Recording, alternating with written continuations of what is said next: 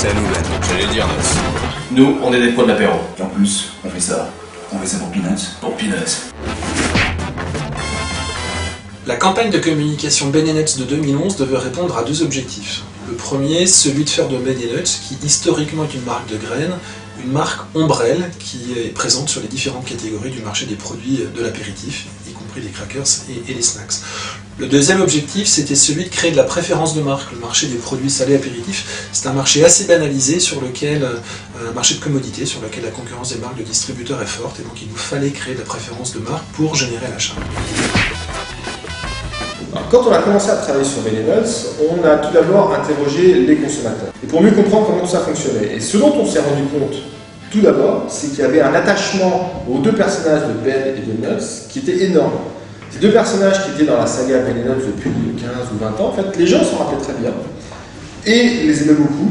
Ils avaient juste un petit bémol qui les gênait, c'est de dire c'est un peu des losers, un peu ça va quoi. Et c'est pour ça qu'on tout de suite on s'est dit ce serait peut-être intéressant de les transformer de losers en winners et de faire de ces personnages des héros de l'apéro, des gens qui viennent sauver les apéros. Et là, ça serait formidable, ce serait une grande mission. Et les seuls éventuels petits problèmes qu'il y a de temps en temps, c'est il n'y a plus rien à boire ou il n'y a plus rien à manger. Il n'y a plus rien. Il n'y a plus rien. C'est à nous, Ben. J'allais le dire, Nuts. Pirouette, cacahuète.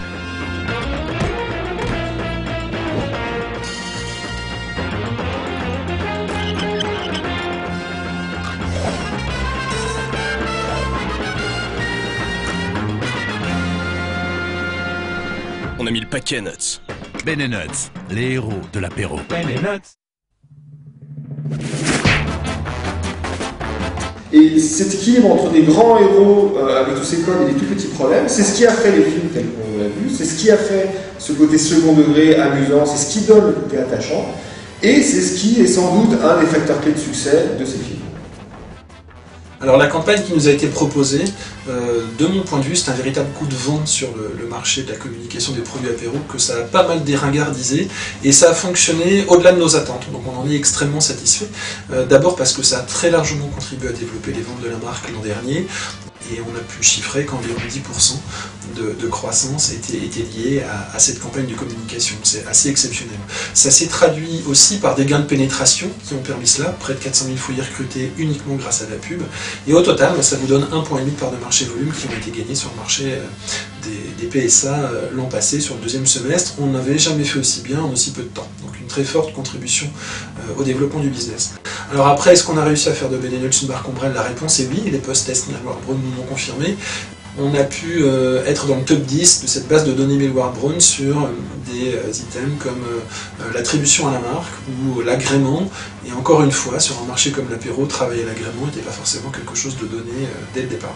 C'est loin d'être un film, c'est un territoire qu'on a créé, dont on est propriétaire pour plusieurs années, qui fonctionne extrêmement bien. Et donc la beauté de ça, c'est que le prochain film de la saga est déjà tourné. Je vous donne rendez-vous fin juin pour le découvrir sur les écrans. En 2012, on met le paquet? On met le paquet. Exactement.